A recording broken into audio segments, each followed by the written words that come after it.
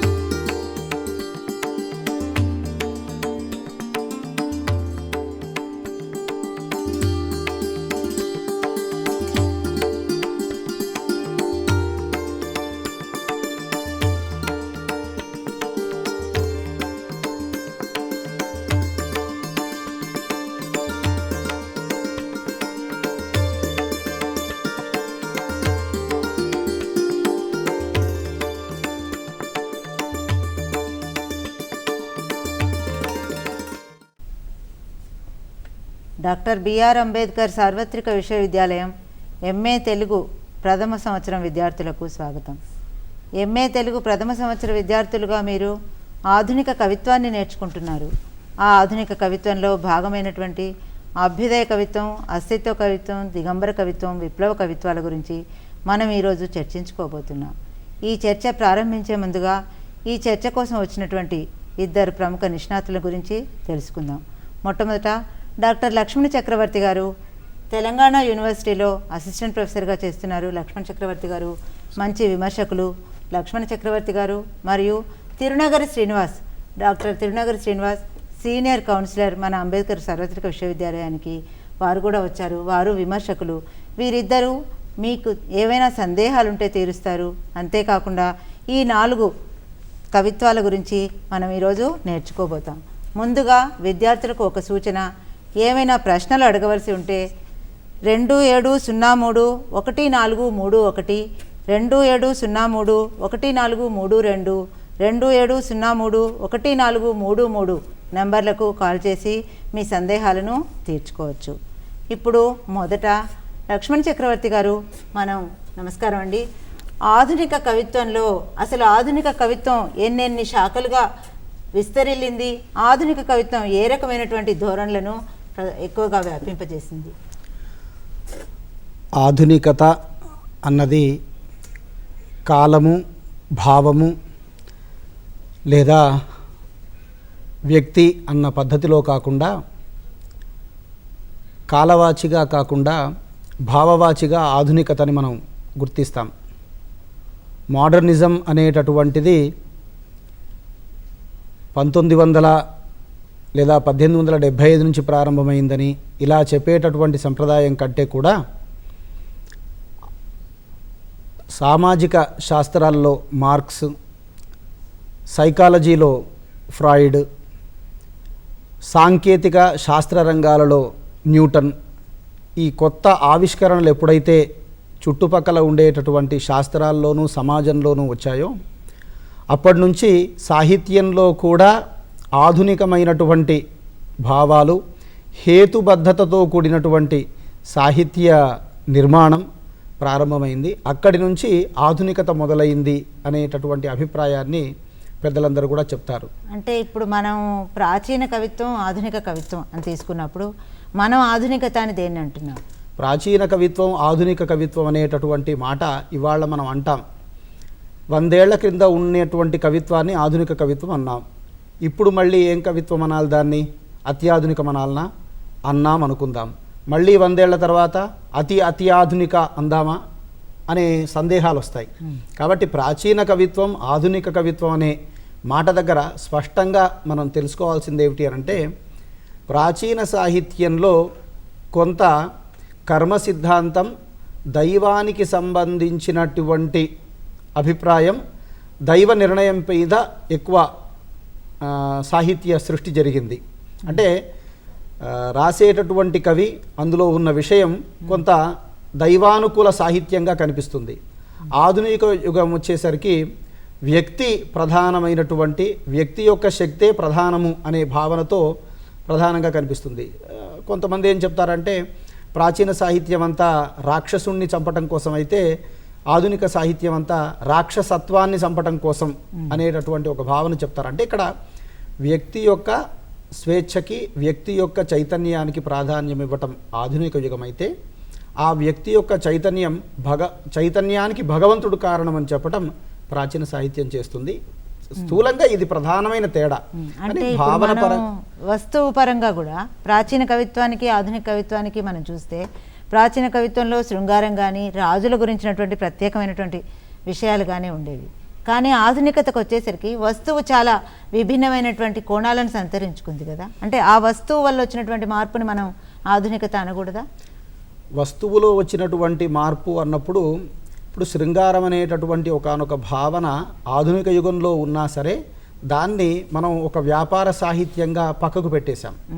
కాబట్టి అంటే ఒకనాటి కాలంలో రాజాస్థానంలో ఉన్న సాహిత్యము, రాజాస్థానంలో లేనటువంటి ఆస్థానేతర సాహిత్యం, ఈ రకంగా చూసినప్పుడు అందరూ సమాజం గురించి రాసిన వాళ్లే, కానీ చుట్టుపక్కల ఉన్న శ్రోతని బట్టి సాహిత్య సృష్టి జరిగింది.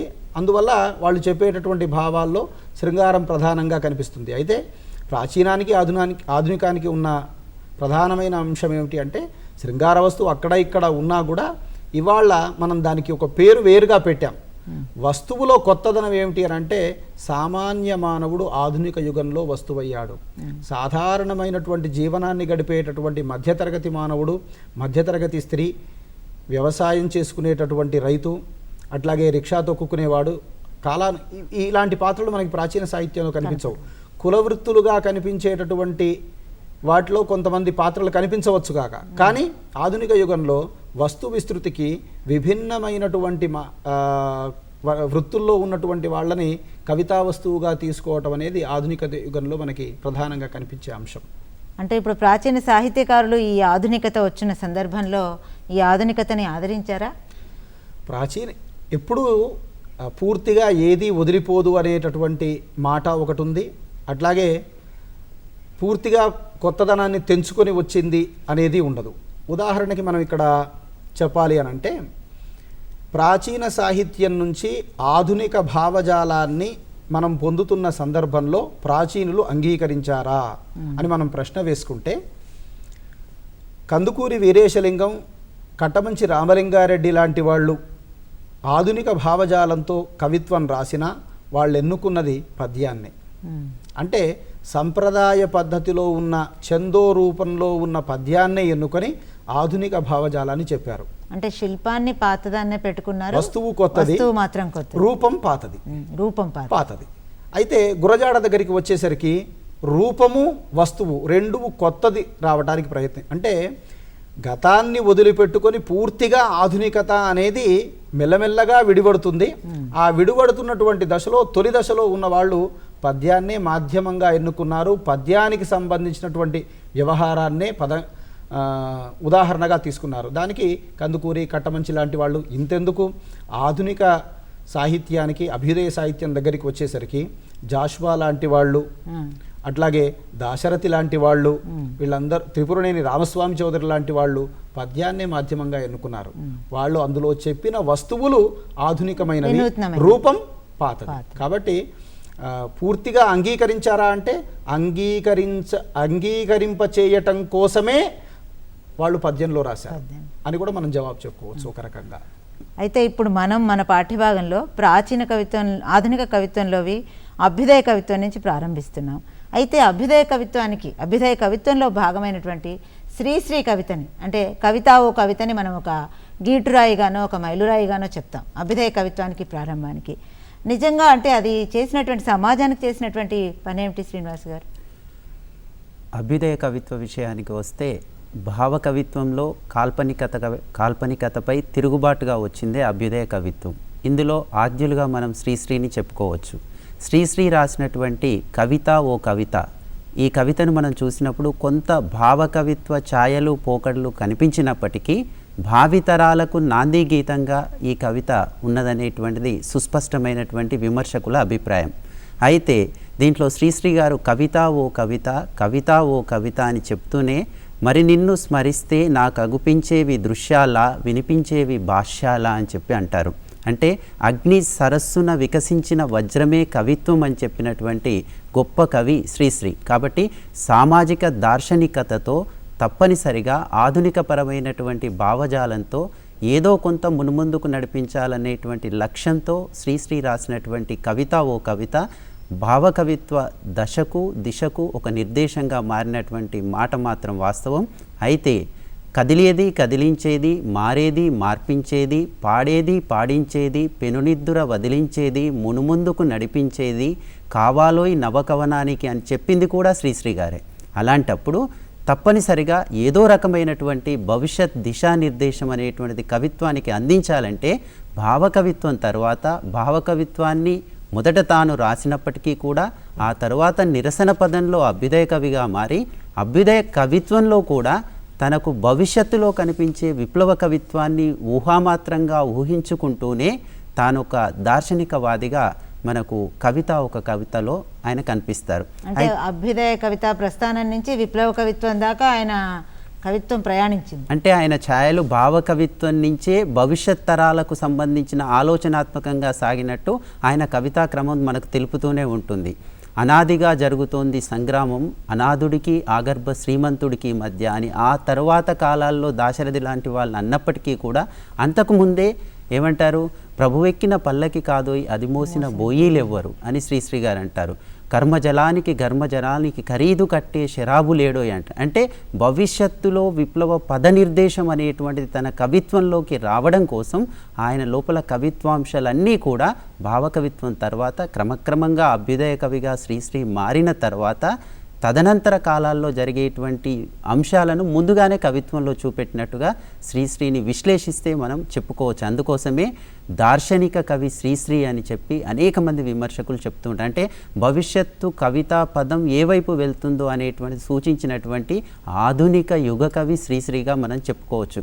ఇంతకుముందు లక్ష్మణ చక్రవర్తి గారు చెప్తూ ఉన్నటువంటి సందర్భంలో ఆధునికత, అత్యాధునికత, అతి ఆధునికత అని చెప్తామని అంటున్నాం. శ్రీశ్రీలో మనం ప్రాచీనత్వాన్ని భావకవిగా చూసాం. అదేవిధంగా మనకు అభ్యుదయ కవిత్వ దశలో ఆయనను ఆధునిక కవిగా చూసాం.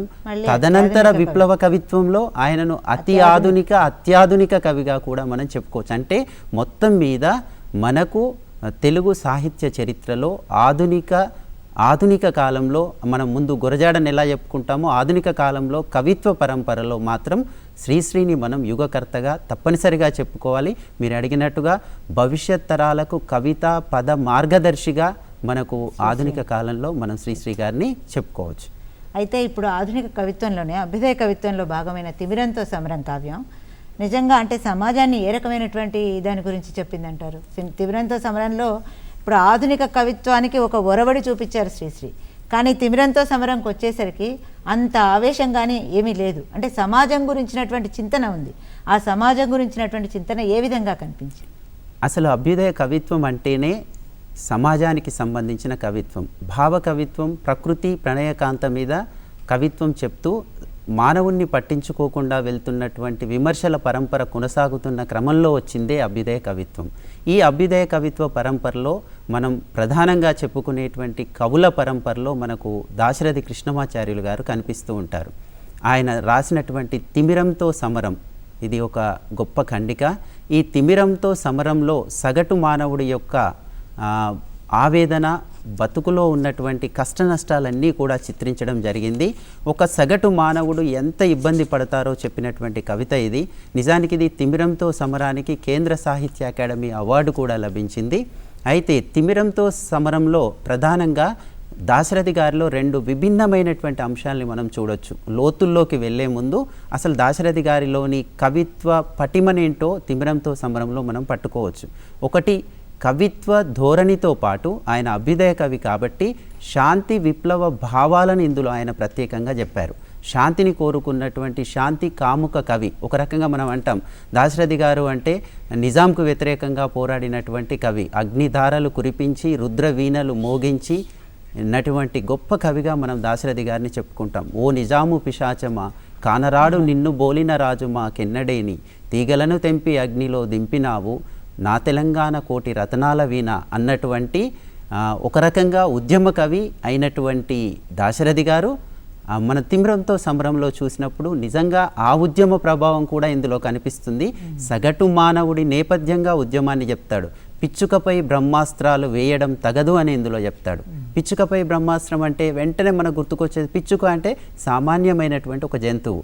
అంటే సగటు మానవుడు పిచ్చుకలా ఎన్ని రకాల ఇబ్బందులు పడుతున్నారో ఇందులో చెప్తూ ఎత్తులు జిత్తులు కుతంత్రాలతో జరుగుతున్నటువంటి బతుకు సమరంలో బలైతున్నటువంటి సగటు మానవుడిని ఈయన విశ్లేషిస్తూ ఏం చెప్తాడు అంటే ఎందరో అసువులు బాశారు. రకరకాలైనటువంటి సామాజిక కుట్రలు, రాజకీయాల నేపథ్యాలన్నీ కూడా ఇందులో మనకు కనిపిస్తాయి.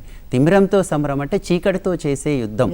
చీకటితో యుద్ధంలో అజేయంగా విజయుడివై తిరిగి రావాలని చెప్పేసి సగటు మానవుడికి ప్రతినిధిగా దాశరథి గారు ఇందులో కనిపిస్తారు. అంటే అక్కడ చీకటిని ప్రతీకగా తీసుకుంటారు. ఇందులో చెప్తారు ఒకరిని చూస్తే ఒకరికి భయం. చాలా అద్భుతంగా విశ్లేషణ ఉంటుంది ఇందులో. ఒకరిని చూస్తే ఒకరికి భయం, ఈ రోజు నిజమైనది రేపు అబద్ధం అంటారు.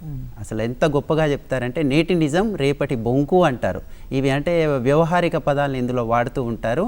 తర్వాత అంతటా స్వార్థం మస్తు అని చెప్తాడు. నిరంతరం ఏమంటారు ఈ బొంకులు, అబద్ధాలు, ఈ రకమైనటువంటి చీకటి ముళ్ళ మధ్య స్వార్థం అనేటువంటిది పెరిగిపోయినప్పుడు సగటు మానవుడిని కాపాడేటువంటి వాళ్ళు లేనే లేరు అంటారు. అదేవిధంగా మనిషి అంధకారంలో నిమగ్నమైపోయాడు. అంధకారంలో ఉండడం వల్ల అతను ఏం చేస్తున్నాడంటే నిశాచరులను గమనించలేకపోతున్నాడు. ఈ అంధకారంలో మనిషి ఉండడం వల్ల నిశాచరులు బతికిపోతున్నారు. ఈ బతికిపోతున్న నిశాచరులు సమాజాన్ని కూకటి వేళ్లతో పెళ్లగించే ప్రయత్నం చేస్తున్నారు. అందుకోసం ఏమంటాడంటే ఓ మానవుడా మేల్కో అంటాడు. గొప్ప సందేశం ఇది. ఓ మానవుడా మేల్కో, మేల్కొని తుపాకీల బదులు కృపాకీలను వెలిగించు అంటాడు. అంటే మీరు సాయుధులై ఆయుధాలు పట్టుకొని పోరాడడం కాదు. ఇక్కడ మనం అభ్యుదయవాదిగా దాశరథిగా అనిపిస్తున్నాం. ఇక్కడ మనం డెవలప్మెంట్ను కోరుకుంటున్నారు. అందుకోసమే ఏది నిజం రానున్నది సోషలిజం, కదలండోయ్ గజం గజం కలపండోయ్ భుజం భుజం అని అభ్యుదయ కవులు చెప్పినట్టుగా ఆ పరంపరలోనే ఇందులో చక్కగా దాశరథి గారిలో ఒక అభ్యుదయ కవి యొక్క లక్షణం ఏంటి ఇందులో కనిపిస్తుంది. తుపాకీల బదులు కృపాకీలను వెలిగించమంటారు. కృపాకీలు అంటే దయ, అంటే దయను వెలిగించండి, తుపాకీని వదిలేయండి అని చెప్తూ తర్వాత ధాన్యం తరిగి సైన్యం పెరిగింది అంటారు. అంటే దేశంలో యుద్ధం పెరిగింది, సైనికులు పెరిగారు. సామాన్య మానవుల కష్టాలు తీర్చడానికి ఏ వెచ్చింపులు జరగటం లేదు, సైనికుల్ని మాత్రం పెంచుతున్నారని చెప్తూ సైనికుడే సైరికుడు కావాలని సందేశిస్తాడు. సైరికుడు అంటే రైతు హలదారి. కాబట్టి సైనికుడే సైరికుడైతే సస్యశ్యామలమైనటువంటి గొప్ప ప్రపంచం ఆవిర్భవింపబడుతుంది, సమస్యలు అనేటువంటివి వెళ్ళిపోతాయి. కాబట్టి సైనికుడే సైరికుడై సాగు చేస్తే దేశం సువిశాలమై సుభిక్షమవుతుంది అని చెప్పి తిమిరంతో సమరంలో చెప్తూ ఈయన చిట్ట చివరికి ఏమంటాడంటే శాంతి దీపాన్ని నేను వెలిగిస్తాను అని చెప్పి అభ్యుదయ భావుకుడైనటువంటి కవి చెప్పేటువంటి లక్షణాన్ని, ముఖ్యంగా అభ్యుదయ కవిత్వ నేపథ్యాన్ని కూడా మనం తిమిరంతో సమరంలో గమనించవచ్చు. అయితే ఇప్పుడు కదిలింది ఒక మహాయాత్ర, కలవారిపై దండయాత్ర అంటూ ఆకలి యాత్రలో చెప్తారు. అంటే నిజంగా ఆకలి యాత్ర చెప్పవలసినటువంటి కవి సమాజంలో ఏం ఆశించాడు, అసలు ఎందుకు దండయాత్ర చేయాలనుకున్నాడు ఒక కవి? అంటే ఈ సాహిత్యానికి సమాజానికి ఎందుకు ఒక లింక్ని, ఒక అవినాభావ సంబంధాన్ని కలిపాడు? ప్రధానంగా ప్రాచీన కవిత్వాన్ని వదిలేస్తే ఆధునిక కవిత్వానికి వచ్చే వరకు కవికి వస్తువులు ఏమిటి అంటే సమాజం, సగటు మనిషి. సగటు మనిషి నేపథ్యంగానే సగటు మనిషే ఎజెండాగా కవిత్వం వచ్చింది. అటువంటి కవిత్వం వచ్చినటువంటి సందర్భంలో ఆధునిక కాలంలో అభ్యుదయ కవి పరంపరలో వచ్చినటువంటి పరిస్థితులలో వచన కవిత్వానికి ఉన్నటువంటి భూమిక చాలా గొప్పది. ఈ నేపథ్యంలో ఆకలి యాత్ర అనేటువంటి ఖండికను కుందుర్తి గారు రాశారు. కుందుర్తి ఆంజనేయులు గారు ఆయన ఆకలి ఎంత గొప్పదో చెప్పినటువంటి ఖండిక ఇది. ఈ ఆకలి నేపథ్యంతో ఎన్ని రకాలైన విపరీత పరిణామాలు చోటు చేసుకుంటాయో ఇందులో బాగా చెప్తారు. కదిలిందొక మహాయాత్ర, కలవారిపై దండయాత్ర, సగం తిండి తిని బ్రతికే శ్రమజీవుల క్షుధాయాత్ర అని చెప్తారు. అంటే కడుపు నిండకుండా ఆకలితో ఉండేటువంటి వాళ్ళ యొక్క వేదనను, ఆవేదన ఇందులో చెప్పడం జరుగుతుంది. కూటికి గుడ్డకు నోచుకోని వారి కోపయాత్ర మొదలైంది అంటారు. మీరు చూడండి, దండయాత్ర, కోపయాత్ర. అంటే దండయాత్ర ఎప్పుడు జరుగుతుంది? తాను అనేక రకాలైనటువంటి సప్రెషన్స్కి, ఒత్తిడులకి, లేకపోతే అన్యాయాలకి, హక్కుల్ని కోల్పోయినప్పుడు, తర్వాత ఆకలి అనేటువంటిది విక్రమించినప్పుడు, ఇందులో చాలా గొప్ప పదం చెప్తాడు, విక్రమణ అని చెప్తాడు. విక్రమించినప్పుడే కోపయాత్ర అనేటువంటిది ప్రారంభమవుతుంది. ఈ కోపయాత్ర ప్రారంభమైనటువంటి సందర్భంలోనే మనం ప్రశ్నించడం నేర్చుకోవాలి. అర్ధాకలితో అలమటించడం కాదు, మనం పరిపాలించే వారిని ప్రశ్నిద్దాం అంటారు. పరిపాలించే వారిని ప్రశ్నిద్దాం. ఇక్కడ కరెక్ట్గా అభ్యుదయవాదులు కనిపిస్తూ ఉంటారు. అభ్యుదయ కవిగా కుందుర్తిని మనం చూస్తాం. నయగార కవిగా కుందుర్తిని మనం ఎలా చూస్తామో, నయగార కవిగా విభిన్నంగా మనకి ఇక్కడ ఒక నేపథ్యం కలిగిన కవిగా చూస్తాం. ఇక్కడ మరొక పోలిక ఉంది. ఇక్కడ శ్రీశ్రీ గారితో అనుబంధమైనటువంటి కొన్ని పదాలను ఈ కవితా ఖండికలో కుందుర్తి గారు రాశారు. పదండి అని రాస్తారు. శ్రీశ్రీ గారు ఒక చోట పదండి ముందుకు, పదండి తోసుకు పోదాం పైకి, వినబడలేదా మరో ప్రపంచపు అని శ్రీశ్రీ గారు అన్నటువంటి ఒరవడిని ఇక్కడ పదండి అనేటువంటి చూస్తారు. ఏమని చెప్తాడు? పదండి అంబుది పొంగింది అంటాడు. అంబుది అంటే ఆకాశం పొంగింది. ఆకాశం పొంగినప్పుడు ఏం చేస్తాం? వెళ్ళి పరిపాలకుల్ని ప్రశ్నిస్తాం. ఇక్కడ ఏమంటున్నాడంటే అభ్యుదయ కవిగా ఉంటూనే పోరాటాన్ని ముందుకు నడిపించేటువంటి ఒక రకమైనటువంటి ఉత్సాహాన్ని, ప్రేరణని, నినాదాన్ని వాళ్ళకి అందించే ప్రయత్నం చేస్తారు. అదేవిధంగా ఏమంటారంటే ఖైదుల్లో ఉన్నటువంటి పంట తల్లిని రక్షించుకుందాం అంటారు. ఇక్కడ చూడండి, ఆకలికి, భూమికి, వ్యవసాయానికి ఉన్నటువంటి అనుబంధాన్ని చెప్తూ ఉన్నాడు. ఏమని చెప్తూ ఉన్నాడంటే ఖైదుల్లో ఉంది అంటే జమీందారులు, భూస్వాముల చేతుల్లో ఉన్నటువంటి బంజరు భూముల్ని, పంట భూముల్ని, వీటన్నిటినీ కూడా మనం వెనక్కి తీసుకొని ఆ వెనక్కి తీసుకున్నటువంటి భూముల్లో బంగారాన్ని పండిద్దాం. ఈ బంగారాన్ని పండించడం ద్వారా ఆకలి మంటల్ని మనమే తీర్చుకుందాం. పరిపాలించేవారు 10 మంది, మనం 100కి 90 మంది అంటారు. చూడండి ఎంత గొప్ప విశ్లేషణ ఇది. అంటే 90 మంది ఉన్నటువంటి మనం ఆకలితో ఉన్నాం, ఈ 10 మంది పరిపాలిస్తున్నారు. వీరిని ప్రశ్నించి ఆ భూముల్ని వెనక్కి తీసుకుంటే మన ఆకలి తీరిపోతుందని చెప్తూ ఇందులో ఏమంటాడు? చివరికి ప్రశ్నిద్దాం, వారికి చేత కాకుంటే చివరికి ప్రభుత్వాన్ని మనమే నడుపుకుందాం. అంటే ఇప్పుడు ప్రతి ఖండికలో కూడా మీకు ఖచ్చితంగా చివరికి ఒక సూచనని, ఒక పరిష్కారాన్ని అందిస్తూ ఉన్నారు కవులు. అయితే ఇలా అందించే క్రమంలో అదే సమయంలో అస్తిత్వ కవిత్వాలు వచ్చాయి. అంటే నాకు కొంచెం నమ్మకం ఇవ్వు అంటూ ఆలూరి బైరాగి గారు ఎందుకు ఒక్కసారే నిరాశావాదంలోకి కూరుకుపోయారు కవులందరూ? అంటే అదే సైమల్టేనియస్ పరిణామం ఉన్నది ఇక్కడ. శ్రీశ్రీ కవిత్వం, దాశరథి కవిత్వం, కుందుర్తి కవిత్వం, ఈ మూడింటిని మనం ఇప్పుడు తిరునగిరి శ్రీనివాస్ గారు పరిచయం చేస్తున్న సందర్భంలో మనం స్పష్టంగా ఒక విషయాన్ని గమనించాలి. శ్రీశ్రీ చెప్పినటువంటి కవిత ఖండిక పక్కకు పెడితే, ఆయన చెప్పిన వర్గ దృక్పథంలో అంతర్జాతీయమైనటువంటి అంశాలన్నీ చోటు చేసుకుంటాయి. దాశరథి, కుందుర్తి దగ్గరికి వచ్చేసరికి ఇప్పుడు నా కడుపు కాలింది కాబట్టి నేను మాట్లాడుతున్నా అంటే కళ్ళ ముందు జరిగినటువంటి అన్యాయాన్ని, కళ్ళ ముందున్న రాజకీయ పరిస్థితిని, కళ్ళ ముందున్న సామాజికమైన పరిస్థితిని వెంటనే ప్రశ్నించటం అనేది కనిపిస్తుంది. అంటే ప్రపంచంలో కళ్ళ ముందున్న దాన్ని ప్రశ్నించిన తర్వాత కూడా మార్పు రాలేదు. కొంతకాలం మీరు ప్రయత్నం చేశారు, ఒక 10 సంవత్సరాలు, 20 సంవత్సరాలు, 30 సంవత్సరాలు అయినా ప్రభుత్వంలోనూ, వ్యవస్థలోనూ, సమాజంలోనూ, వ్యక్తుల్లోనూ మార్పు రాలేదు. మార్పు రాని క్రమంలో మనం 2 స్థితులకు లోనవుతాం. ఒకటి, కర్మ సిద్ధాంతాన్ని నమ్మి మనం ఎంత ప్రయత్నం చేసినా ఇది ఇంతేలే అనే ఒక వేదాంత ధోరణిలోకి వెళ్ళిపోవటం ఒకటి. రెండవది, మనిషి నేనేమీ చేయలేకపోయాననేటటువంటి ఒక నిరాశలోకి, ఒక ఏకాకితనంలోకి వెళ్ళిపోతూ ఉంటాడు. ఏకాకితనంలోకి వెళ్ళిపోయిన మనిషి యొక్క అంతరంగంలో జరుగుతున్న అలజడి అతను ఊరుకొని ఉండలేడు, కానీ దాన్ని ఎవరికో ఒకరికి వ్యక్తం చేయాలి. వ్యక్తం చేస్తే అది కోపంగా అతనిలో నుంచి బయటికి రావట్లేదు. ఆ కోపంగా రానటువంటి ఒకానొక దశని మనం అస్తిత్వవాదంలో చూస్తాం. అంటే వ్యక్తుల్లో, సమాజంలో ఉండేటటువంటి లోపాలే చూస్తాడు, కానీ దానికి అతను పూర్తి ఆశావాదాన్నన్నా ప్రకటిస్తాడు, పూర్తి వాదాన్నైనా ప్రకటిస్తాడు. దీనికి కారణం ఏమిటంటే వ్యక్తి అంతరంగానికి, వ్యక్తి యొక్క స్వేచ్ఛకి వాళ్ళు ఎక్కువ ప్రాధాన్యం ఇస్తారు. ఇక్కడ వ్యక్తి స్వేచ్ఛ అన్నప్పుడు భావకవులు చెప్పుకునేటటువంటి స్వేచ్ఛ కాదు ఇది. ప్రకృతి, ప్రణయము ఇట్లాంటి అంశాలలో ఉండేటటువంటి స్వేచ్ఛ కాదు. కృష్ణశాస్త్రి నన్ను నవ్విపోదురుగాక నాకేటి సిగ్గు అని చెప్పేటటువంటి స్వేచ్ఛ కాదు ఇది. ఇక్కడ ఏమిటి, ఒక వ్యక్తి తాను తన అంతరంగానికి, తన బాహ్య వాస్తవికతకి, అంతరంగ వాస్తవికతకి మధ్య జరుగుతున్నటువంటి సంఘర్షణలో అతను స్వేచ్ఛ కోరుకుంటున్నాడు. ఓహో, నేను ఇలా చెప్పాలి అనుకుంటున్నాను అంటే వీళ్ళు ఉన్నటువంటి స్థితి, సమాజంలో కనిపిస్తున్న అసంబద్ధత, సమాజంలో కనిపిస్తున్నటువంటి నిరాశ, భయం, ఇట్లాంటి వాటన్నిటినీ కూడా వాళ్ళ కవిత్వంలో నేను అని తనను తాను చెప్పుకుంటూ రాస్తారు. ఇప్పుడు ఉదాహరణకి శ్రీశ్రీ లాంటి వాళ్ళు జయబేరి లాంటి కవిత్వంలో నేను సైతం అని చెప్పుకున్నారు, కానీ అది సామూహికమైన నేనుకి ప్రతీక అయింది. కానీ బైరాగి లాంటి వాళ్ళు రాసినప్పుడు అది సామూహికమైన నేను కాదు, కానీ సమాజంలో ఉండేటటువంటి లోపాన్నే చెప్తున్నది.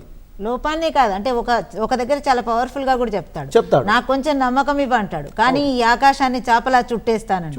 అంటే ఆ రెండిటికి మధ్య నాకు అంటే ఒక అస్తిత్వ కవి ఏం చెప్పదలుచుకొని ఇక్కడ 2 ధోరణులు. ఒకటి, సమాజంలో ఉండేటటువంటి వ్యక్తులకి కవి ప్రేరణగా నిలబడటం ఒక పద్ధతి, సమాజం నుంచి ప్రేరణ పొందటం ఒక పద్ధతి. ఇక్కడ సమాజం నుంచి నాకు ప్రేరణ కావాలి అని బైరాగి కోరుకుంటున్నాడు. ఇది 2వ స్థితిలో మనకు కనిపిస్తుంది. అది ప్రధానంగా అక్కడ ఉండే విషయం. అందుకని బైరాగి అస్తిత్వ చైతన్యంలో కూడా సామాజిక విషయాలు ఉన్నాయి, కానీ వాళ్ళు చెప్పేటటువంటి విషయం తాత్వికమైనటువంటి స్ఫురణలో ఉండటం వల్ల సామాన్య పాఠకుడి దగ్గరికి తొందరగా వెళ్ళదు. ఇది సమాజ విషయమే అని తొందరగా అనిపించదు.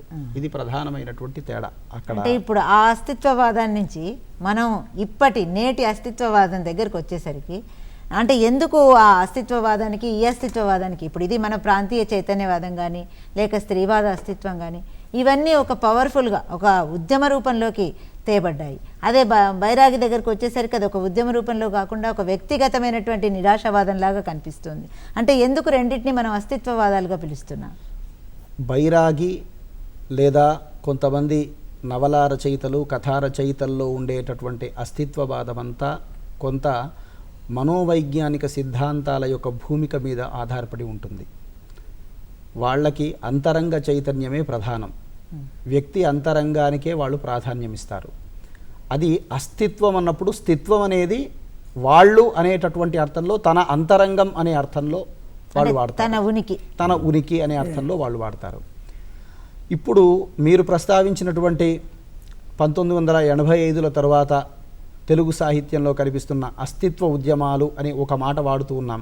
స్త్రీవాదానికి, దళితవాదానికి, మైనారిటీవాదానికి, ప్రాంతీయవాదానికి, ఇలాంటి అలాగే దళిత స్త్రీవాదానికి, వీటన్నిటినీ కూడా మనం అస్తిత్వం అనే మాట వాడుతున్నాం. ఇక్కడ అస్తిత్వం వ్యక్తి అస్తిత్వం కాదు, దళిత స్త్రీ అస్తిత్వం, స్త్రీ వర్గం యొక్క అస్తిత్వం, దళిత వర్గం యొక్క అస్తిత్వం ఉనికే ఇక్కడ కూడా కానీ ఒక సమూహం యొక్క సమూహం యొక్క ఉనికి. అంటే ఇక్కడ సామూహికమైనటువంటి భావన ఉంది. సామూహికమైన భావనలో అందరూ కాదు, ఆ వర్గానికి సంబంధించిన వారు మాత్రమే అనేటటువంటి అర్థంలో వాడతారు. అయితే కొంతమంది విమర్శకులు దీన్ని కూడా అస్తిత్వవాదం అని అనటాన్ని ఒప్పుకోరు. అంటే తాత్వికమైనటువంటి స్ఫురణ బైరాగి లాంటి కవులు లేదా జీన్ పాల్ సార్త్రే సిద్ధాంతాల అనుగుణంగా వచ్చిన ఆ రూపాన్ని నమ్మినటువంటి వాళ్ళు ఇప్పటిదాన్ని అస్తిత్వవాదం అనటం సరైంది కాదు అని అంటారు. కానీ జనబాహుళ్యంలోకి మాత్రం ఇది వాళ్ళ ఉనికికి సంబంధించిన విషయాల్ని చెప్పే సాహిత్యం కాబట్టి అస్తిత్వవాదం అనే మాట చాలా వరకు రూఢి అయిపోయింది. అయితే నేరుగా అస్తిత్వవాదం అని వాడకూడదు. స్త్రీవాద అస్తిత్వమని, దళితవాద అస్తిత్వమని, మైనార్టీవాద అస్తిత్వమని లేదా మైనార్టీల అస్తిత్వమని, ప్రాంతీయవాద అస్తిత్వం లేదా ప్రాంతీయ అస్తిత్వమని దానికి విశేషణంగా దానికంటే ఒక ముందు ఒక మాట చేర్చి ఆ మాట వాడితే సరైనటువంటి పరిభాషగా అది ఉపయోగపడుతుంది. కానీ నేరుగా అస్తిత్వవాదం అంటే మాత్రం దీనికి అన్యాయం చేసిన వాళ్ళమే అవుతాం ఈ మాటను సరిగ్గా వాడక. అంతకంటే ముందున్నటువంటి ఆ మాటకు కూడా మనం అన్యాయం చేసిన వాళ్ళమే అవుతాం. అయితే అక్కడికి ఇక్కడికి ఏమిటి ప్రధానమైన తేడా అంటే అది పూర్తిగా వ్యక్తి అంతరంగాన్ని దృష్టిలో పెట్టుకొని ఉంటే, ఇక్కడ వర్గ అంతరంగాన్ని ప్రధానంగా పెట్టుకొని ఉంటుంది. అక్కడ వ్యక్తి అంతరంగంలో ఉన్న సమూహానికి ప్రాధాన్యం ఇస్తే, ఇక్కడ వర్గ సమూహానికి ప్రాధాన్యం కనిపిస్తుంది.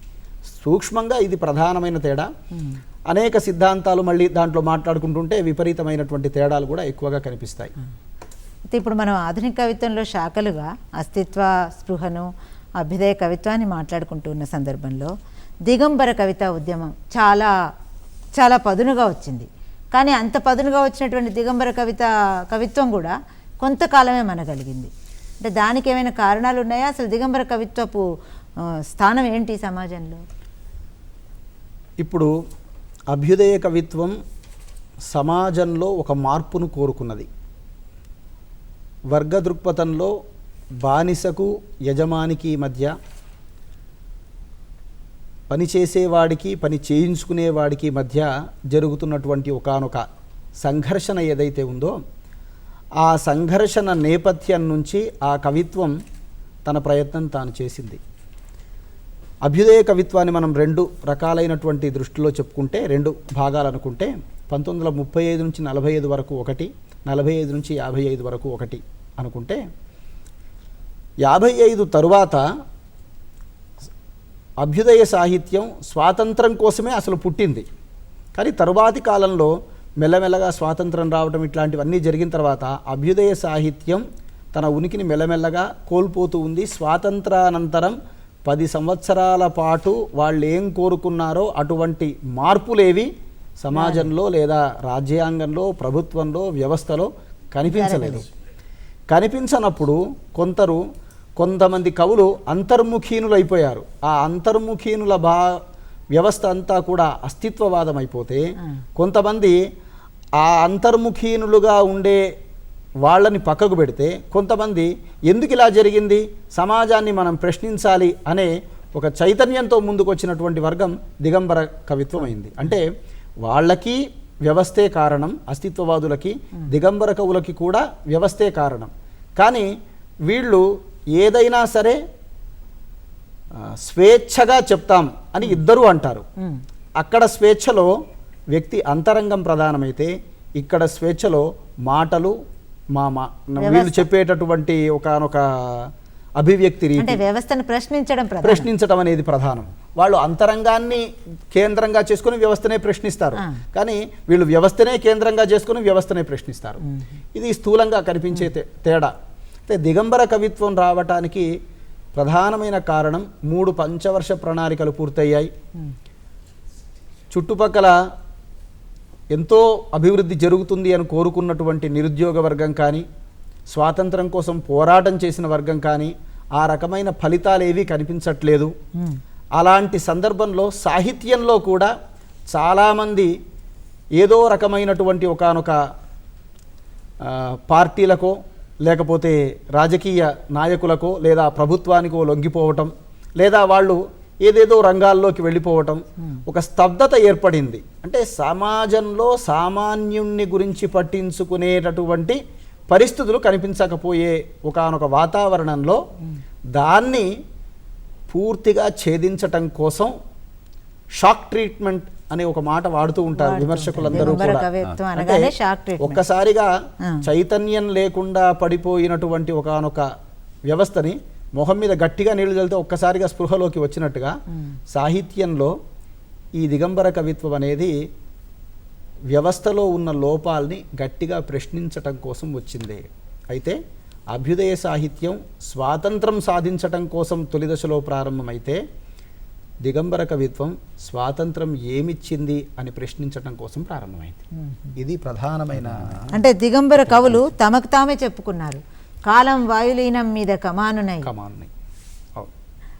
చరిత్ర నిద్రా సముద్రం మీద తుఫానునై వస్తున్నానని.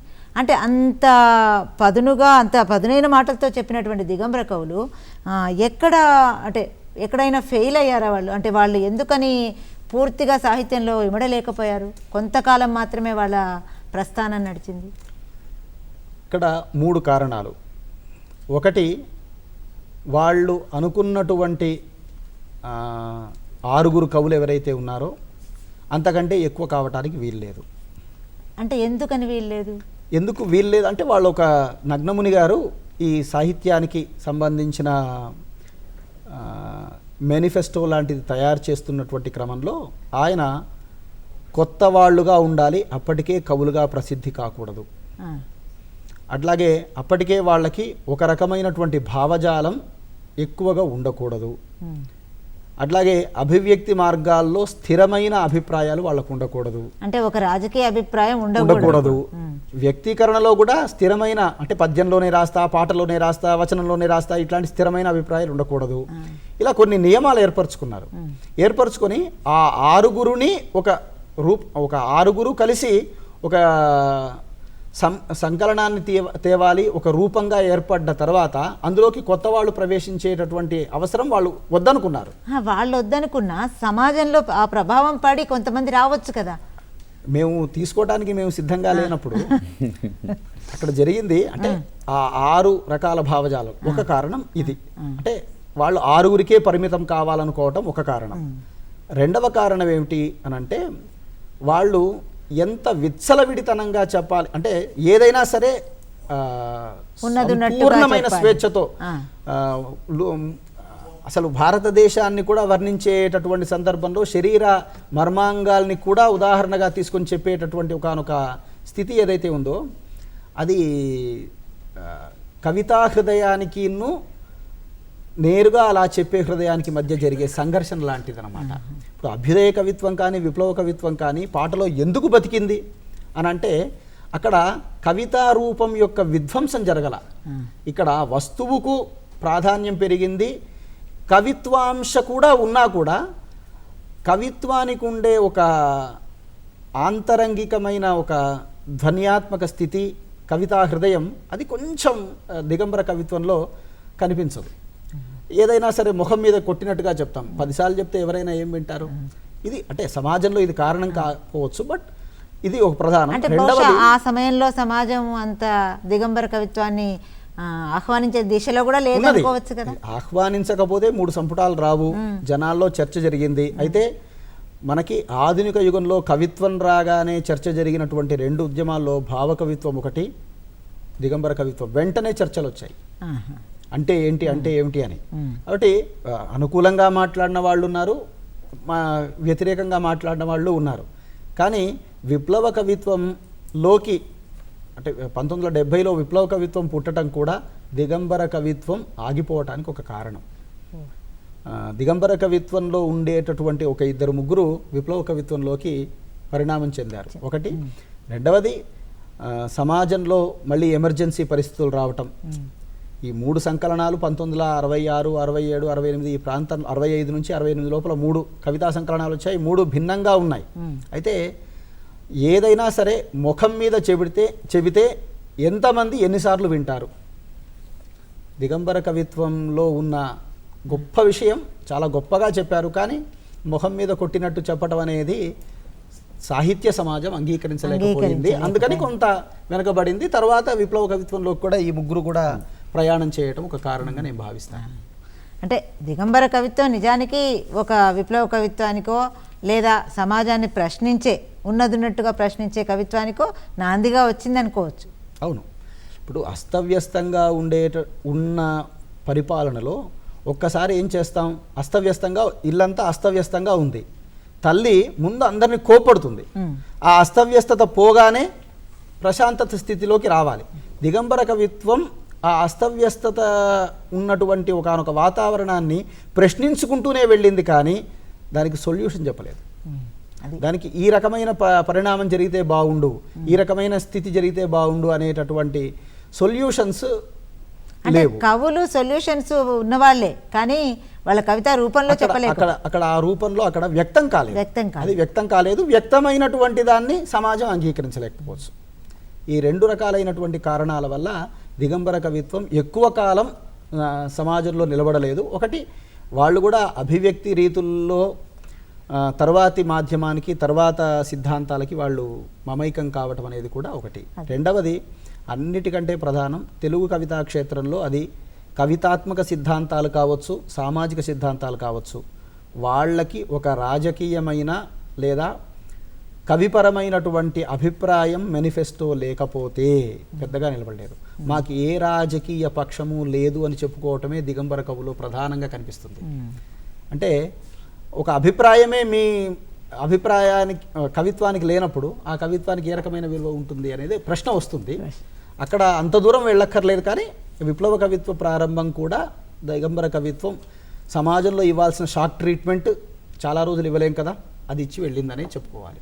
అంటే ఇప్పుడు నిజానికి రాజకీయ పక్షం అనే మాట కూడా కరెక్ట్ కాకపోవచ్చు కదా. భావకవిత్వానికి ఏ రాజకీయ పక్షం లేకపోయినా భావకవిత్వం కొంతకాలంగా, అంటే రాజకీయ పక్షం అంటే ఇక్కడ నేను రెండో మాట వాడాను. అందుకే రాజకీయ పక్షము అనే మాటతో పాటు మతం అంటే మన అభిప్రాయం, మనదైనటువంటి ఒక దృక్పథం అనేది ఉండాలి. దృక్పథం మాకు లేదు. ఏమిటి, ఈ అస్తవ్యస్త వ్యవస్థ మీద మేము ప్రశ్నలు వేస్తాం. ప్రశ్నలు వేస్తే జవాబులు చెప్పుకుంటూనే కూర్చోదు కదా సమాజం. ఈ రకమైనటువంటి ఒకనొక స్థితి కూడా ఉన్నదని నేను భావిస్తాను. ఈ దిగంబర కవిత్వం నుంచి విప్లవ కవిత్వం వచ్చింది. నిజంగా అంటే దిగంబర కవిత్వం నుంచి అని కాకపోయినా సరే, సమాజంలో మారుతూ ఉన్నటువంటి దశలో కొన్ని కవితా ధోరణిలో విప్లవ కవిత్వం వచ్చింది. విప్లవ కవిత్వం అంటే ఎట్లా సమాజం మీద తన ప్రభావం చూపించింది? విప్లవ కవిత్వం సమాజంలో ప్రభావం చూపించడానికి దిగంబర కవిత్వం 3 ప్రేరణలు ఇచ్చింది. ఒకటి, చేతనావర్త కవిత్వం అనే కవిత్వం పుట్టడానికి అదే కారణమైంది. విప్లవ కవిత్వం పుట్టడానికి అదే కారణమైంది. తరువాతి కాలంలో తిరగబడు కవులు అని చెప్పే వాళ్ళు రావటానికి కూడా దిగంబర కవిత్వం పునాదిగా నిలిచింది. శ్రీనివాస్ గారు, విప్లవ కవిత్వంలో ఇప్పుడు మన పాఠ్యభాగంలో ఉన్నటువంటి అలలు కొలిమంటుకున్నది 2 కవిత్వాలు ఉన్నాయి. అంటే అలలు అనే కావ్యమే నిజంగా అంటే అలలని ఒక ప్రతీకగా తీసుకుని శివసాగర్ గారు చెప్తారు. అంటే అసలు ఎందుకు ఒక విప్లవ కవిత్వం అంత పదునైనటువంటి ప్రతీకలతో ముందుకు వెళ్ళింది? దిగంబర కవిత్వం విప్లవ కవిత్వానికి ఒక రకమైనటువంటి మార్గదర్శనంగా తోడ్పడింది. అయితే ఇక్కడ ఒక చిన్న సబ్మిషన్ లక్ష్మణ్ చక్రవర్తి గారు మాట్లాడిన దానికి, యథార్థవాది లోక విరోధి అంటారు. దిగంబర కవులు ఏ పక్షం మాకు లేదు, ఏ రాజకీయ పక్షం లేదు, ఎవరూ లేదు అంటూనే వాళ్ళు చెప్పాల్సినటువంటి వస్తువుల్ని ఉన్నదున్నట్టుగా చెప్పినటువంటి కవులు. ఒక సందర్భంలో ఎంత తీవ్రంగా చెప్తారంటే, నిజం లేజర్ లాంటిది, అది సీజర్ను సైతం క్షమించదు అంటారు దిగంబర కవులు. అంటే ఇంత వాడిగా చెప్పుకున్నటువంటి కవుల పరంపర తరువాత వచ్చినటువంటిది విప్లవ కవిత్వం. ఆ క్రమంలో వచ్చినటువంటిదే శివసాగర్ లాంటి వాళ్ళు రాసినటువంటి అలలు అనేటువంటి ఖండిక. అసలు అలలు అనేటువంటి ఖండిక విప్లవ దృక్పథాన్ని ఎంత గొప్పగా చెప్తుంది అంటే, అసలు అలల్ని విప్లవకారులకు ప్రతీకగా ఇందులో చెప్తారు. అదేవిధంగా అలలు కదిలేటువంటి కదలికల్ని వాటిని స్వీకరించే ప్రజలకు ప్రతీకలుగా చెప్తారు. అసలు ఎంత గొప్ప ఖండిక అంటే మీకు దాంట్లో ఒక లైను, అలలపై అనురాగం చూపించే చిరుగాలి సితారా సంగీతంపై నిఘా. అంటే ఇక్కడ మీకు చిరుగాలి సితారా సంగీతం అనే మాట వినగానే ఒక భావ కవిత్వంలోకి ఒక సున్నితమైన భావనలోకి వెళ్తూనే ఒక అలల గురించినటువంటి ఒక విప్లవ భావాల్ని, ఉద్యమాలకు సంబంధించినటువంటి విషయాల్ని చెప్పుకుంటూ వచ్చారు కవులు. అంటే సత్యమూర్తి గారు అంటే శివసాగర్ గారు, ఆయన ప్రధానంగా జనం నుంచి వచ్చిన కవి, పల్లె కవి. ఆయనకు జానపదంతో పాటు ఇతర ప్రజల యొక్క ఆలోచన విధానాలన్నీ కూడా ఒడిసిపట్టినటువంటి కవి. ఆయనలో 2 అంశాలు కనిపిస్తాయి: విప్లవ కార్యాచరణ, విప్లవ సాహిత్య సృష్టి. 2 అంశాలు కనిపిస్తూ ఉంటాయి. అంటే కార్యాచరణను కలిగినటువంటి విప్లవకారుడైనటువంటి కవిగా కనిపిస్తూ ఉంటాడు. అదేవిధంగా ఆయన సామాన్యులను ఎంత మెప్పించే పాటలు రాశారో చదువుకున్న వాళ్ళను కూడా మెప్పించే పాటలు రాశారు. మీకు కొన్ని ఉదాహరణలు చెప్తాను. చెల్లి చంద్రమ్మ, నరుడో భాస్కరుడా, ఇవి ఆయన పాటలే. అంటే జనం మీద కదిలే, నాలుకల మీద కదిలే పాటలు రాసినటువంటి కవి శివసాగర్.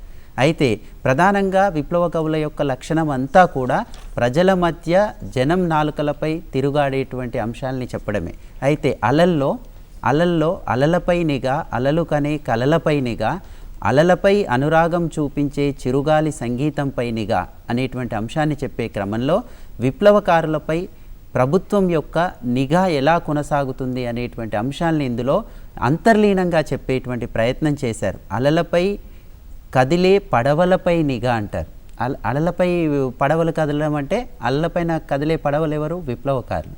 కాబట్టి చెప్తూనే అలల కంఠంపై కత్తి అంటారు. అంటే సామ్రాజ్యవాదం యొక్క పీడనను చెప్తూ, అదేవిధంగా సముద్రపు దొంగలు అంటారు. అంటే ఎంత గొప్ప ప్రతీకలను వాడుకున్నారంటే, ఇట్లాంటి సముద్రపు దొంగలను ఎదిరించేందుకు ఒకప్పుడు అలలు ఏడ్చాయట, అలలు కూడా ప్రశ్నించాయట, అలలు తిరగబడ్డాయట, అలల్లో కదలికలు వచ్చాయట. ఈ అలల్లో కదలికలు వచ్చిన తర్వాత ఈ కదలికలు ఏం చేశాయట? మట్టి కాళ్ళ మహారాక్షసిని అంతమొందించాయట. ఏకాంత ద్వీపంలో ఉన్న మట్టికాళ్ళ మహారాక్షసిని అంతమొందించాయని చెప్తాడు. ఈ మట్టికాళ్ళ మహారాక్షసి ఎవరు అంటే సామ్రాజ్యవాదానికి ప్రతీక. కాబట్టి ఇట్లాంటి అంశాలన్నీ తీసుకొని ఇందులో చక్కగా శివసాగర్ గారు విశ్లేషిస్తూ ఉంటారు. మనకి విప్లవ సాహిత్య పరంపరలో అలలు అనేటువంటిది గొప్ప అంశమని ఎలా చెప్పొచ్చు అంటే, వరవర్రావు గారు ఒక చోట చెప్తారు, శ్రీకాకుళ పోరాటం నుండి జగిత్యాల పోరాటం వరకు అన్ని అంశాలను రికార్డు చేసినటువంటి పాటల కవిత్వం శివసాగర్ది అని చెప్తూ ఉంటారు. దీన్ని బట్టి మనం ఈ విశ్లేషణని తీసుకుంటే మొత్తం విప్లవ సాహిత్యాన్ని కవిత్వంగానే కాకుండా పాటగా ముందుకు నడిపించినటువంటి రీతి మనకు ఎక్కువగా కనిపిస్తుంది. అంటే విప్లవ సాహిత్యం పాటలుగానే ఎక్కువగా మనకు కనిపిస్తుంది. సామాజిక ఉద్యమాలతో పాటుగా కవిత్వం కూడా ఎట్లా సాగిందో మీకు దీంట్లో ఇప్పుడు శివసాగర్ గారి కవిత్వంలో కనిపిస్తుంది. శ్రీకాకుళ నక్సల్బరీ పోరాటానికి అనుసంధానంగా వచ్చినటువంటి విప్లవ సాంస్కృతికోద్యమంలో భాగంగానే మనకు విప్లవ సాహిత్యం వచ్చింది అని మనం అనుకున్నప్పుడు అందులో భాగంగానే కవిత్వం వచ్చింది. కవిత్వం కన్నా బలంగా పాట చేరుకుంది. అదేవిధంగా శ్రీశ్రీ గారిని మనం చూసినప్పుడు అందులో కూడా కవిత్వంలో లయ కనిపిస్తుంది, కవిత్వంలో ఒక పాట కనిపిస్తుంది. కవైనప్పటికీ కూడా ఏమంటారు, ఒక రకమైనటువంటి పాటను అందుకున్నటువంటి పరిస్థితిని విప్లవ కవుల్లో మనం చూడవచ్చు. అంటే జన చైతన్యం, జనాన్ని ముందుకు నడిపించడమే గొప్ప లక్ష్యంగా, అంతిమ ధ్యేయంగా, సమస్యకు పరిష్కారం జనంలో కదలికనే అనుకున్నటువంటి తీరును ఆ కవిత్వం నుంచి మనం పట్టుకోవచ్చు. అంటే ఒక పాట రూపంలోకి వచ్చిన తర్వాత కవిత్వం ఎక్కువగా ప్రజా ఉద్యమాలకు దగ్గరగా పోయింది. ప్రజా ఉద్యమాలకు దగ్గరగా కవిత్వాన్ని పాట రూపంలో తీసుకువెళ్లే ప్రయత్నాన్ని ఎక్కువ మంది విప్లవ కవులు చేశారు. అంటే విప్లవ కవిత్వం ఆ రకంగా విజయాన్ని సాధించింది. అంటే ఒక పాట రూపంలో అంటే ఏమంటారు, పండితుల్ని పామరుల్ని ఏకకాలంలో నడిపించేటువంటి పద్ధతిలో, అంటే మన తెలుగు సాహిత్య కవిత్వోద్యమంలో నడిపించినటువంటి సక్సెస్ఫుల్ ఉద్యమంగా మనం విప్లవ కవిత్వోద్యమాన్ని మనం చెప్పొచ్చు. దానికి కారణం ఏంటంటే కంప్లీట్గా సాంస్కృతిక నేపథ్యం విప్లవ కవిత్వంలోకి వచ్చాక వచ్చింది. భావ కవిత్వంలో అది లేదు. నవ్విపోదురుగాక నాకేటి సిగ్గు అన్నారు, శిథిలాలయమున్న శివుడు లేడోయి, ప్రాంగణమ్మున గంట పలకదోయి అని చెప్పుకున్నారు. అక్కడ ఎవరు స్పందించలే. ఆ తర్వాత వచ్చిన తర్వాత అభ్యుదయ కవిత్వంలో కూడా రకరకాలైనటువంటి అంశాలని చెప్పుకుంటూ వచ్చారు.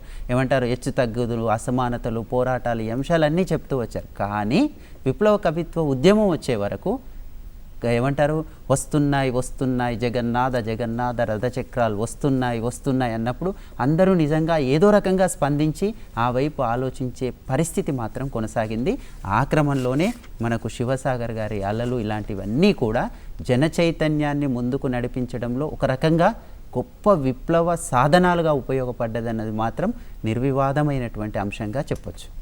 ఇప్పుడు చెరబండరాజు కొలిమంటుకున్నది పాట కూడా ఉంది మనకు. అంటే కొలిమంటుకున్నది పాట ద్వారా చెరబండరాజు గారు ఎట్లా విప్లవోద్యమాల్ని ఉత్తేజితం చేశారు? చెరబండరాజు గారి పేరు బద్దం భాస్కర్ రెడ్డి గారు. వారు భువనగిరి ప్రాంతంలోని అంకుశాపురంలో పుట్టినటువంటి వ్యక్తి. ఆయన సామాన్య రైతు కుటుంబంలో పుట్టి విప్లవ కార్యాచరణను పాటిస్తూనే ఉపాధ్యాయుడిగా పనిచేసి అనంతర కాలాల్లో అద్భుతమైనటువంటి కవిత్వాన్ని రాశారు.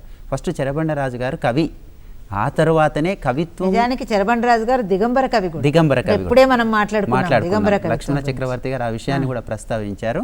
అయితే చెరబండరాజు గారు కవిత్వం ప్రజల్ని ముందుకు నడిపించలేదన్నటువంటి ఒక దృక్పథంతో ఆ కవిత్వాన్ని వదిలేసి పాటను అందుకున్నారు. అట్లా ఆ పాటల క్రమంలో వచ్చినటువంటిదే కొలిమంటుకున్నది. అద్భుతమైన పాటలు ఇవి.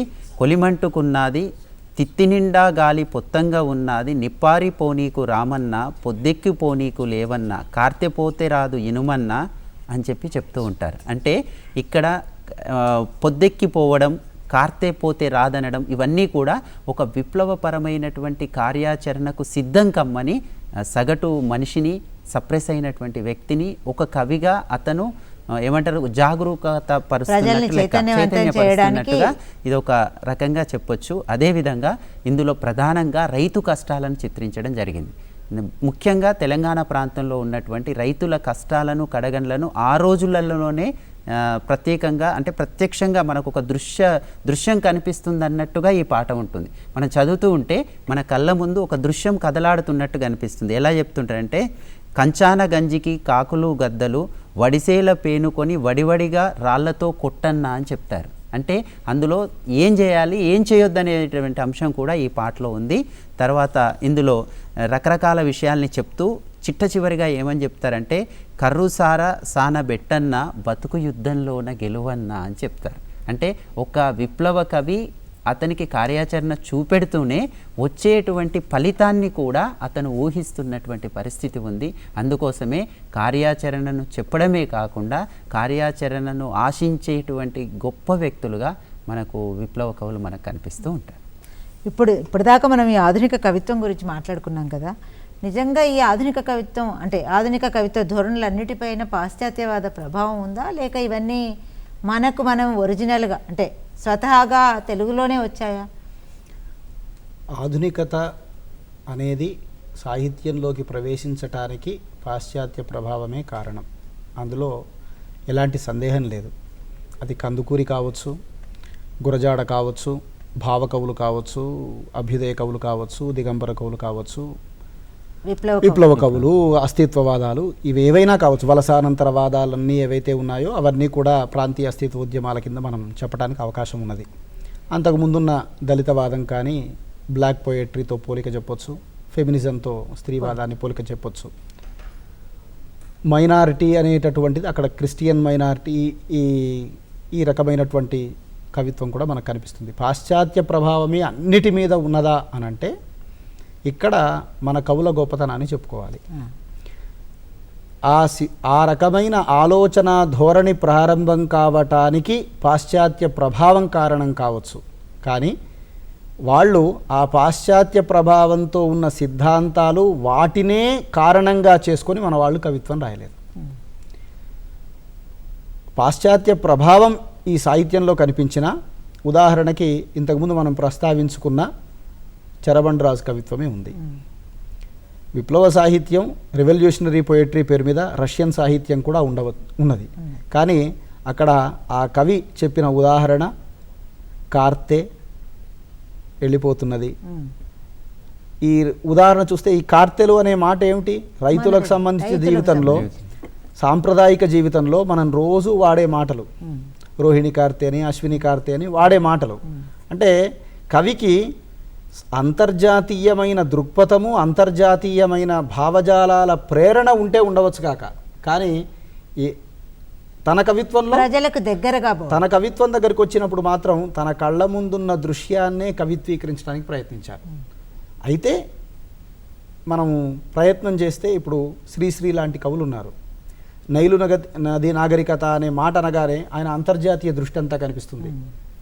మార్క్స్ అనే యాంగిల్స్ అనే మాట మాట్లాడగానే అంతర్జాతీయ దృష్టి అంతా కనిపిస్తుంది. అంటే ఈ అంతర్జాతీయ దృష్టి ఉండటం నిజమే, కానీ దాన్ని కేంద్రంగా చేసుకొని మన చుట్టుపక్కల ఉన్న వాతావరణాన్ని కవిత్వ రూపంలో చెప్పడానికి వాళ్ళు ఎన్నుకున్నారు. అంటే దాని వెనక ఉన్న నేపథ్యం పాశ్చాత్యం, కానీ దాని వ్యక్తం చేసేటటువంటి సందర్భంలో మాత్రం వాళ్ళు దేశీయమైన కవితా సంపదనే ప్రధానంగా తీసుకున్నారు.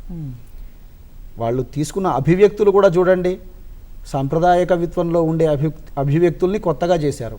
దిగంబర కవులు పూర్తిగా గతంలో ఉన్న అన్నిటినీ ధ్వంసం చేయటానికి అన్నారు, కానీ గ్లానిర్భవతి భారత అనే శ్లోకం, భగవద్గీత శ్లోకాన్ని కవితా శీర్షికగా పెట్టుకొని మేము కొత్తగా మళ్ళీ ఉద్భవిస్తాం అంటే మేము దిగంబర కవులుగా కొత్తగా ఉద్భవిస్తామని చెప్తున్నాడు. అంటే వాళ్ళ వెనక నేపథ్యంగా పాశ్చాత్య ప్రభావం అందరి కవుల మీద ఉండవచ్చు, కానీ స్త్రీవాద కవిత్వమైనా సరే, దళితవాద కవిత్వమైనా సరే, వాళ్ళ వెనక ఆ స్థితి ఉంటే ఉండవచ్చు కాక, కానీ వాళ్ళు వ్యక్తం చేసినప్పుడు మాత్రం తమ చుట్టుపక్కల ఉన్న వాతావరణమే. అమ్మ కట్టుకున్న చీరకు ఉన్న కొంగుల్లా అమ్మకు మేమిద్దరం అని అనటంలో చీర కట్టుకోనటువంటి వాతావరణంలో ఉన్న పాశ్చాత్యుల ప్రభావం ఉందని చెప్పలేం కదా. కాబట్టి అంటే ఇక్కడ అభివ్యక్తీకరణలో పాశ్చాత్య ప్రభావం లేదు, కానీ కవితా ధోరణిలో లేదా కవిత పద్ధతులలో ఆ కవిత్వానికి అవసరమైన ముడిసరుకుగా ఉన్న సిద్ధాంతం కొంత ఉపయోగపడితే పాశ్చాత్య నుంచి వచ్చుండవచ్చు, మిగతా అంతా మన అభివ్యక్తి.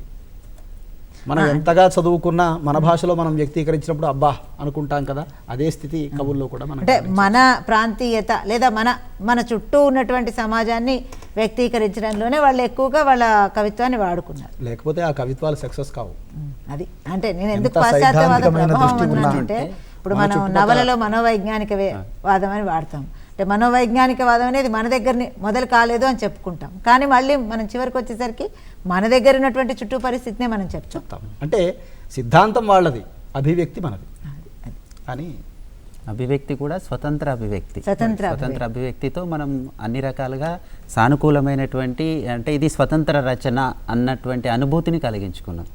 అదే క్రమంలో అభ్యుదయ కవిత్వ పరంపరలో మనం తిలక్ గారిని కూడా మనం చెప్పుకోవాల్సి ఉంటుంది. మనకి అమృతం కురిసిన రాత్రిలో తిలక్ గారు రాసినటువంటి ఆర్తగీతం అనేటువంటిది ఒకటి ఉంది. అది కూడా అభ్యుదయ కవుల పరంపరలో మనం చూడొచ్చు. కొందరు తిలక్ను భావకవిత్వ ఛాయలు ఉన్నవారు అంటారు, కొంతమంది దేశాన్ని మన్నించలేను అని చెప్పి. అంటే కవిత్వం వాళ్ళు రాస్తూ ఉన్నప్పుడు పాశ్చాత్య ప్రభావం ఉంది అనే మాట మనం వాడనక్కర్లేదు, కానీ అంటే నేనెందుకు అడిగాను మిమ్మల్ని అంటే, అసలు ఏ కవిత్వ ప్రక్రియ అయినా లేక ఏ సాహిత్య ప్రక్రియ అయినా మనం పాశ్చాత్యవాదం నుంచి తెచ్చుకున్నాము అనే ఒక మాట వాడుతూ ఉంటాం కదా, నిజంగా ఎందుకు వచ్చింది అని అందుకోసమే అడిగాను. ఇప్పుడు రాజశేఖర చరిత్ర నవల ఉంది, ఇంగ్లీష్లో గోల్డ్ స్మిత్ రాసినటువంటి వికర్ ఆఫ్ వేక్ఫీల్డ్, అది తెలుగుకి వచ్చినప్పుడు అది స్వతంత్రమైనటువంటి అంశమా అన్నట్టుగా కూడా మనకు అనిపిస్తుంది. అంటే ఇప్పటి వరకు మనం ఆధునిక సాహిత్యాన్ని గురించి, ఆధునిక కవిత్వాన్ని గురించి, ఆధునిక కవిత్వంలోని 4 వాదాల గురించి చాలా వివరంగా చర్చించుకున్నాము. ఆధునిక కవిత్వంలోని ఈ 4 వాదాలతో పాటు వచ్చినటువంటి కవులు, ఎంతోమంది కవులని గురించి కూడా విన్నాము. ఇంతే కాకుండా మీరు మీ పాఠ్యభాగంలో ఎంఏ తెలుగు విద్యార్థులుగా మీ పాఠ్యభాగంలో ఉన్నటువంటి పుస్తకాల్లో ఉన్నటువంటి విషయాలను చదివి ఇంకా మీ అవగాహనని పెంచుకోవచ్చు. మరి ఇంకొక అంశంతో మళ్ళీ వచ్చే వారం మళ్ళీ కలుద్దామని మీ అందరికీ నమస్కారం.